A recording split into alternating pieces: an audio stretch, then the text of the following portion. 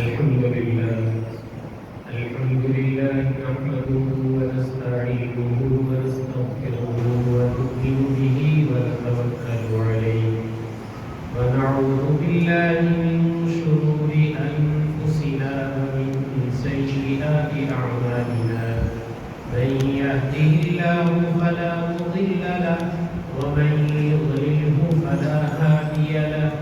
ونشهد أن لا إله إلا الله وحده لا شريك له ونشهد أن سيدنا ومولانا محمدا عبده ورسوله أما بعد فأعوذ بالله من الشيطان الرجيم بسم الله الرحمن الرحيم قل لا أسألكم عليه أجرا إلا المودة في القربى وقال النبي صلى الله عليه وسلم الحسن والحسين سيدا شباب أهل الجنة صدق الله وصدق رسوله النبي الكريم ونحن على ذلك من الشاهدين والشاكرين والحمد لله رب العالمين اللهم صل على سيدنا محمد النبي الأمي وعلى آله وأصحابه وسلم تسليما كثيرا يا رب صل وسلم دائما أبدا على حبيبك خير الخلق كلهم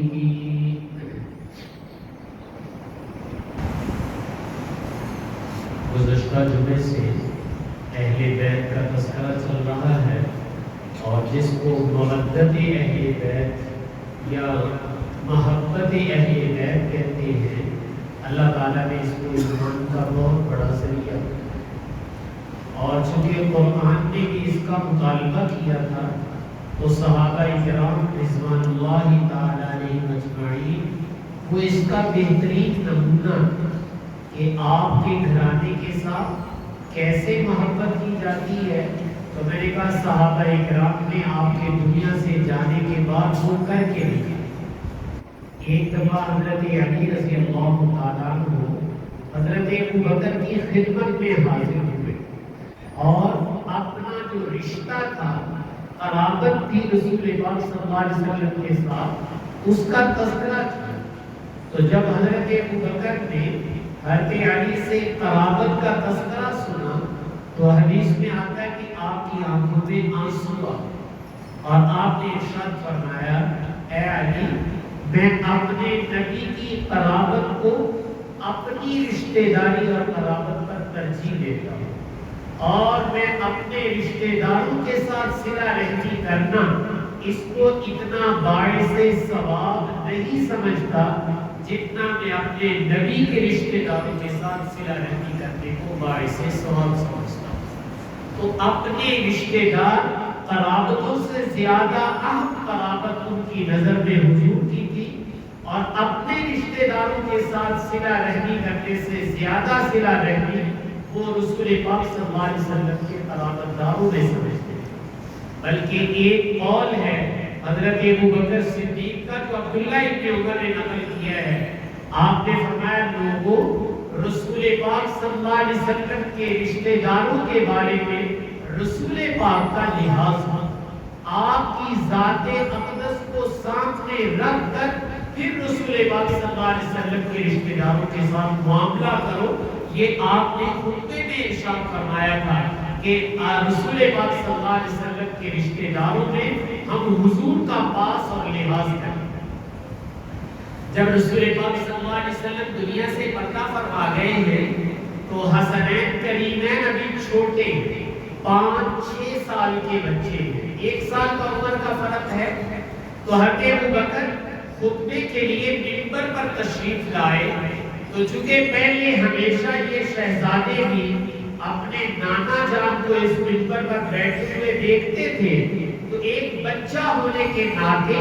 وہ یہ سمجھتے تھے کہ اس منبر پر ہمارے بابا یعنی رسول پاک صلی اللہ علیہ وسلم ہی بیٹھے ہیں تو آج جب حضور دنیا سے پردہ فرما گئے اور ابو بکر بیٹھے ہوئے ہیں تو ان دونوں شہزادوں میں سے ایک آئے اور آ کر جیسے بچگانہ عادتیں ہوتی ہیں آ کر کہا کہ یہ تو ہمارے ابا کا منبر ہے، آپ اس پر کیوں بیٹھے ہیں؟ تو حضرت ابو بکر نیچے اترے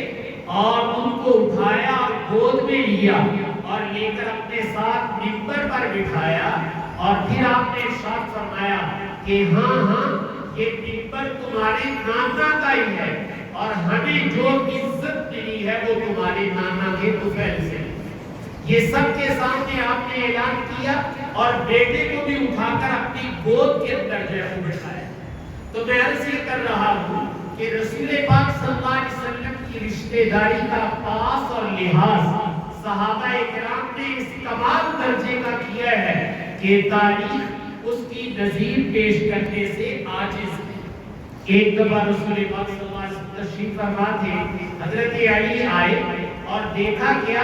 کہ آپ کے دائیں جانب حضرت ابوبکر ہیں اور بائیں جانب حضرت عمر ہیں اور باقی صحابہ بھی بیٹھے ہوئے، جگہ کھچا کھچ بھری ہوئی ہے، کوئی بیٹھنے کی جگہ نظر نہیں آ رہی۔ تو حضرت ابوبکر نے دیکھ لیا تو حضرت ابوبکر نے اشارہ کیا کہ یہاں آ جاؤ۔ تو جہاں ابوبکر بیٹھے تھے تھوڑے سے سمٹ گئے، اپنے اور حضور کے درمیان تھوڑی سی جگہ بنا کر جناب علی رضی اللہ تعالیٰ عنہ کو کہتے ہیں کہ علی تم یہاں ہمارے بیچ میں بیٹھو۔ تو جب حضرت علی وہاں بیٹھ گئے تو رسول پاک صلی اللہ علیہ وسلم مسکرائے اور آپ نے مسکرا کر حضرت ابوبکر سے فرمایا انما یعرف ذا الفضل ذبوہ، فضل و کمال والوں کو وہی شخص پہچانا کرتا ہے جو خود صاحب فضل و کمال۔ تو آپ نے اگر علی کو جگہ دی ہے تو اس کا مطلب یہ کہ آپ خود صاحب فضل و کمال ہیں کہ آپ نے علی کو پہچان لیا ہے۔ لیکن میں بتانا یہ چاہتا ہوں کہ دل میں مودت اہل بیت، اپنے رشتہ داروں کے شاید ساتھ و صلہ رحمی نہ کی جائے، وہ محبت کا اظہار نہ کیا جائے جو صحابہ کرام اور بالخصوص خلفاء نے رسول پاک صلی اللہ علیہ وسلم کے قرابت داروں کے ساتھ کیا ہے۔ آپ لوگوں نے نام سن رکھا ہے حضرت عمر فاروق رضی اللہ تعالیٰ عنہ۔ ایک دفعہ جناب سیدنا عباس رضی اللہ تعالیٰ عنہ جو حضور کے چچا لگتے ہیں تو ان کے سامنے عرض کیا عباس جب تم مسلمان ہوئے تھے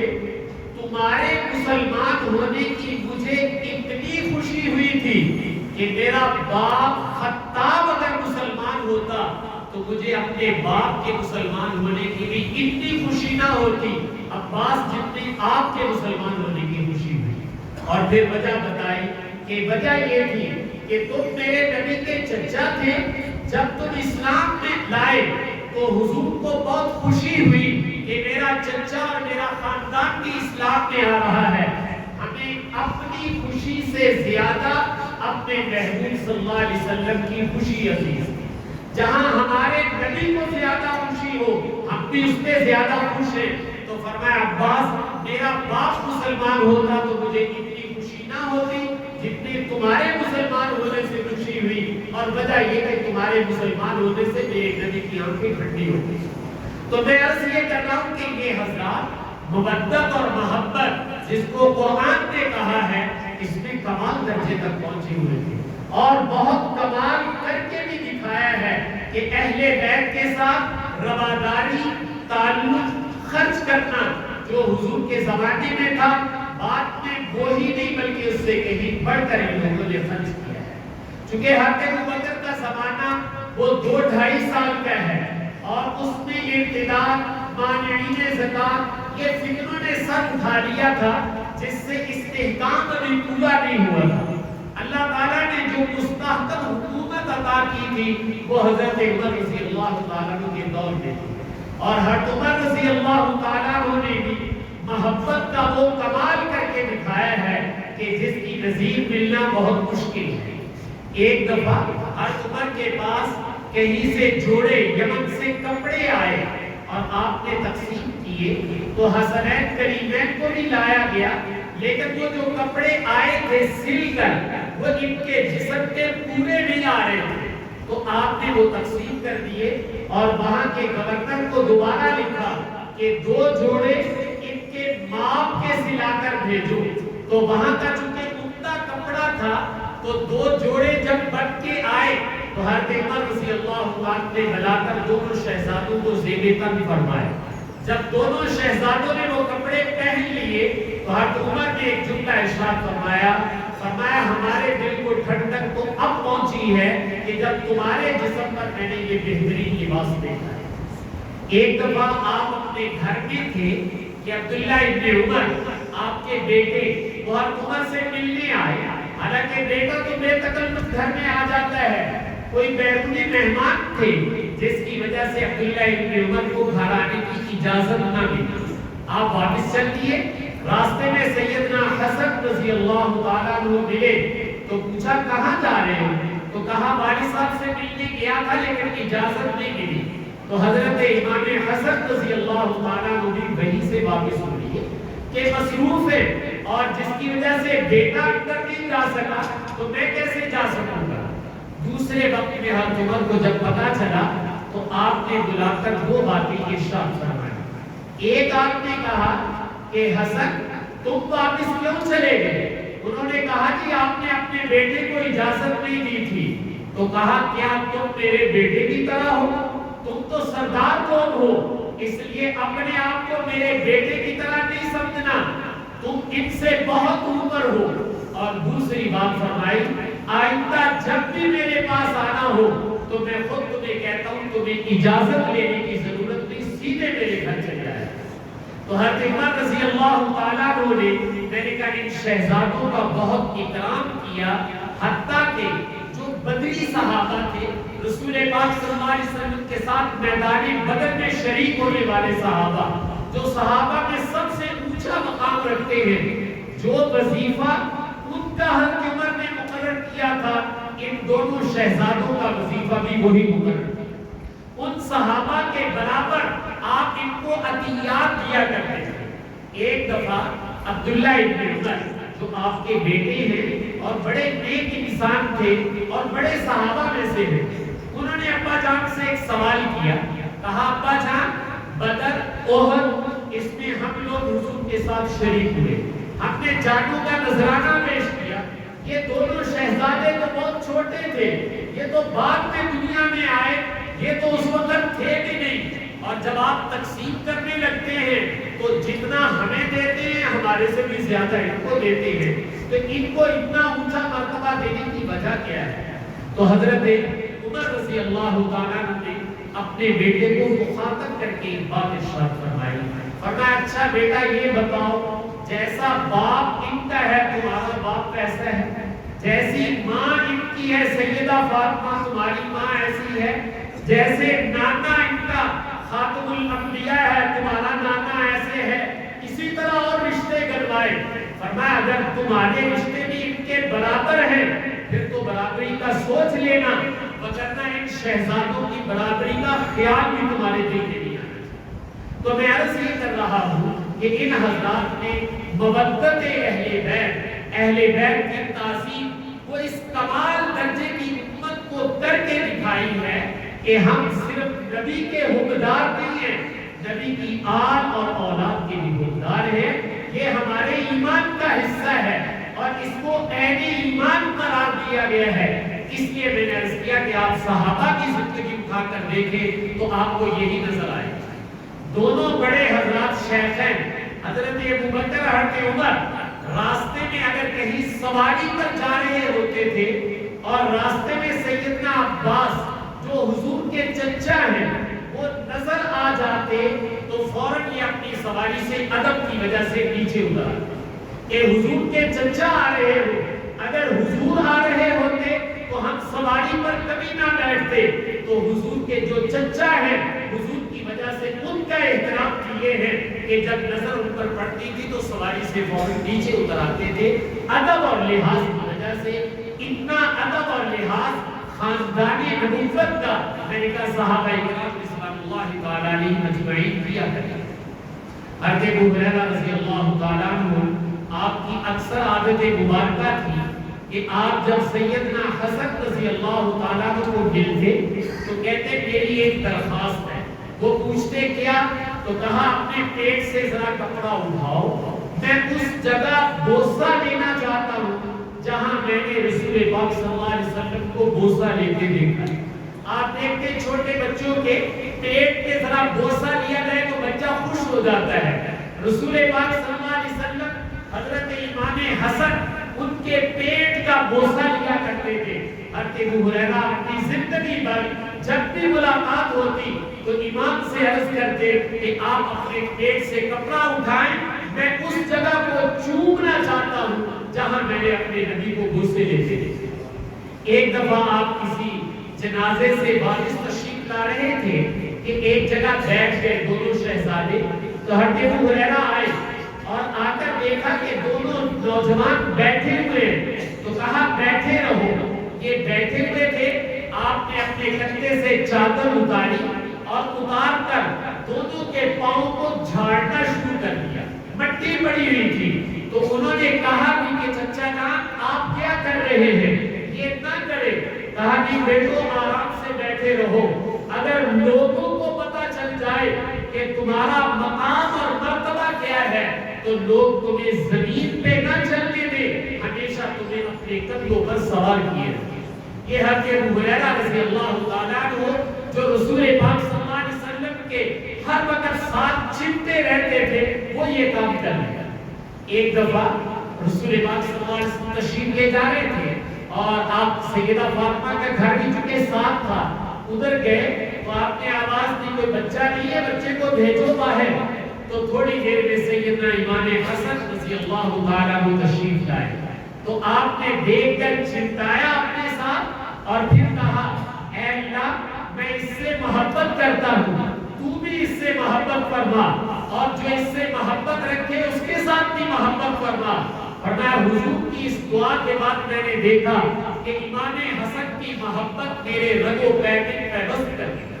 میرے عضو کے اندر ان کی محبت پیوست کر گئی، اس لیے کہ رسول پاک صلی اللہ علیہ وسلم نے دعا مانگی تھی ان کے ساتھ محبت. تو یقیناً جن صحابہ کرام نے یہ محبت اور محبت رسول پاک صلی اللہ علیہ وسلم کا ان شہزادوں کے ساتھ کرنا یہ دیکھا ہوا تھا، وہ کیسے اس کا انکار کر سکتے تھے. تو میں نے کہا وہ ان کے ساتھ محبتوں کا اظہار اسی طریقے سے کرتے رہے اپنی اپنی زمانہ خلافت میں، اپنی اپنی زندگی میں. اس لیے کہ رسول پاک صلی اللہ علیہ وسلم نے ایک روایت میں فرمایا تھا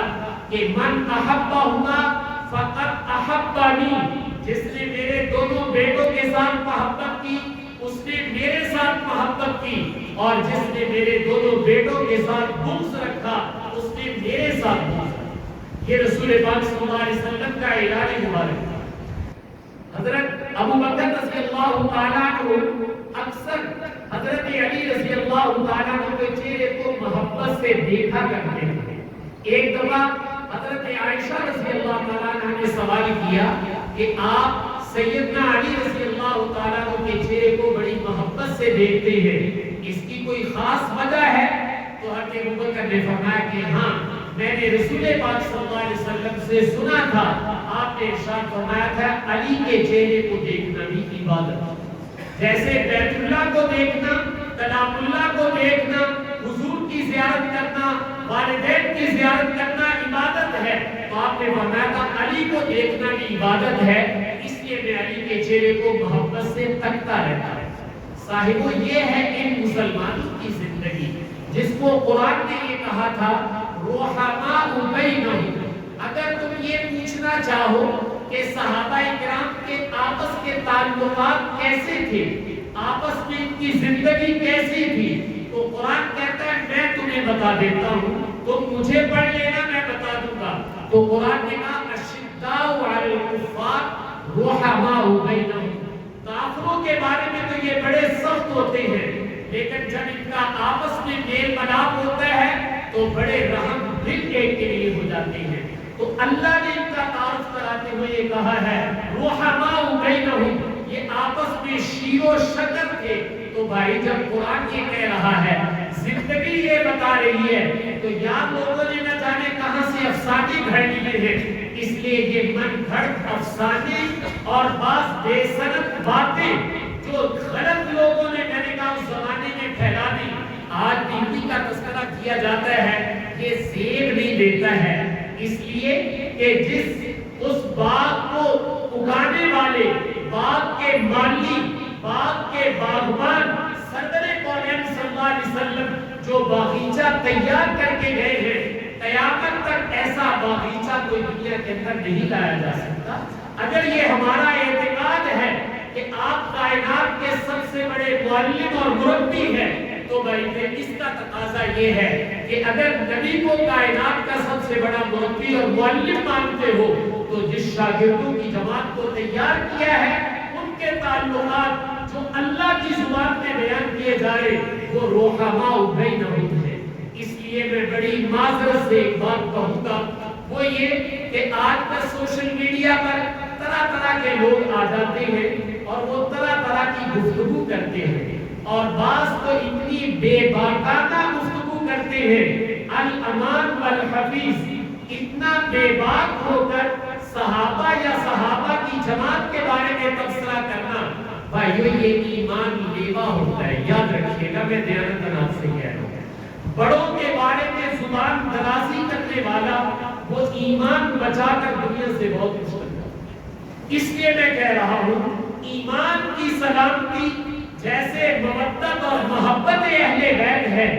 ایسے حضور کی بنائی ہوئی جماعت اس کے بارے میں بھی لب کشائی ہونی چاہیے. یہ لب کشائی اور تبصرے تکنیکی قسم کی عقلی باتیں نکال کر لوگوں میں زہر گھولنے کی کوشش کرنا اللہ سے نہیں چھپ سکتا ہے. اصل بات یہ ہوتی ہے، میں دیانت سمجھانے کے لیے کہنے لگا ہوں. آپ دیکھتے ہیں ایک شہد کی مکھی ہوتی ہے اور ایک گندی مکھی ہوتی ہے. گندی مکھی اس کے اندر گند بھرا ہوا ہوتا ہے. آپ کا پورا جسم ٹھیک ہے، وہ آپ کے جسم کے اچھے حصوں میں نہیں بیٹھے گی. اگر کہیں تھوڑا پھنسی ہے تو گندی مکھی سیدھی وہاں جا کر بیٹھ جائے، چونکہ اس کی جبلت فطرت وہ گند کی طرف مائل ہوتی ہے. اس کو اچھی جگہ نظر ہی نہیں آتی، اس کو پھول اور پھل نہیں نظر آتے دنیا کو، اس کو دنیا کی گندگی نظر آتی ہے. اس لیے کہ اس کے اندر خود گند بھرا ہوا ہے، اس لیے وہ گندگی کی طرف جاتا ہے. اور شہد کی مکھی وہ دنیا میں رہتی ہے، وہ پھولوں کو تلاش کرتی ہے، پھلوں کو تلاش کرتی ہے، اس لیے کہ اس کے اندر نفاست اور پاکیزگی ہے. اس لیے اس دور کی وہ تصویر کھینچنا جو گندی ہو، یہ گندے انڈوں کا کام ہے، یہ گندے لوگوں کا کام ہے. خبیث الفطرت انسانوں کا کام ہے کہ پاکیزہ ماحول کی بری تصویر لوگوں کے سامنے کی جائے. اور جن کو اللہ تعالیٰ نے